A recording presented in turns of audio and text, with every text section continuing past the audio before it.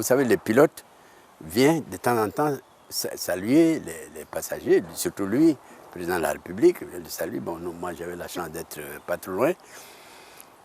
Il a dit, mais monsieur, vous êtes le pilote? J'ai dit, oui, retournez à vous. Il prenait plaisir à raconter le père fondateur. C'est en 1965 que Laurent Donafologo rencontre celui qui a été le modèle de son parcours. On me demande quelquefois, mais Fologo, tu ne vieillis pas, tu as les cheveux noirs. J'ai dit, mais moi, je ne l'ai jamais vu, les cheveux blancs de Fouet-Boyer. Je ne les ai jamais vus. Laurent Donafologo naît le 12 décembre 1939 à Sinématiali, dans le nord du pays. Grande figure de la politique ivoirienne, cet ancien élève de l'École supérieure de journalisme de Lille fut le tout premier rédacteur en chef du quotidien Fraternité Matin, créé en 1964, avant d'être nommé ministre de l'Information.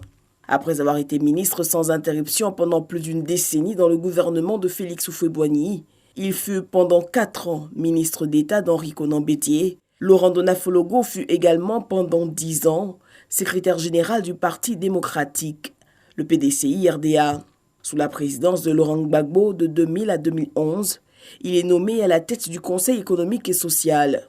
Après avoir lancé son parti, le Rassemblement pour la paix en 2008, il quitte définitivement la vie politique en 2015.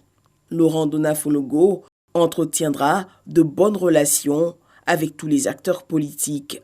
Âgé de 82 ans, ce compagnon de Félix Houphouët-Boigny au soir de sa vie s'était consacré à sa retraite et à la rédaction de ses mémoires. Laurent Donafologo est décédé ce vendredi à Abidjan des suites d'une infection au coronavirus.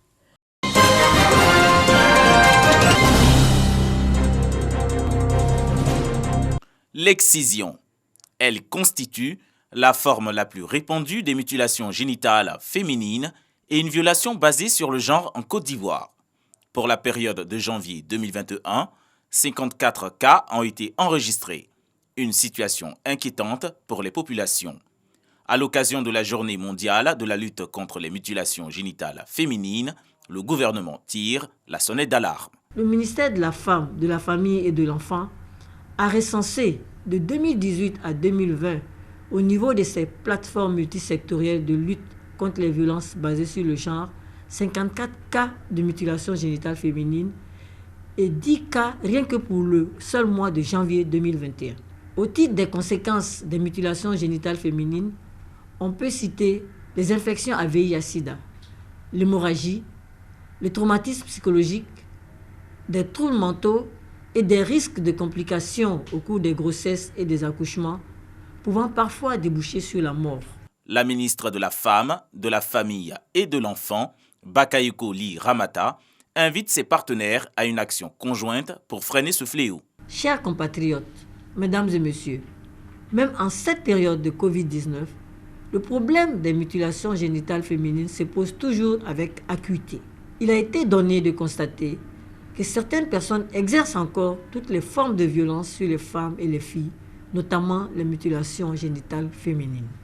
Dans cette quête de la défense des droits de la femme et des jeunes filles, des numéros verts sont mis à la disposition d'éventuels cas d'excision.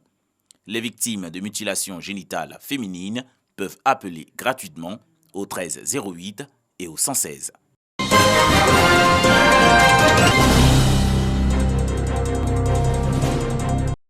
Le cajou, le combat de la production est désormais un acquis. Tenez, pour la campagne 2020, la production est de plus de 800 000 tonnes. Un record selon les autorités du Conseil coton à Nakal. Le nouveau challenge, porter le taux de transformation à 50% contre 10% actuellement, surtout que le marché du cajou est très étroit. Nous avons 2 clients qui absorbent 99% de nos exportations.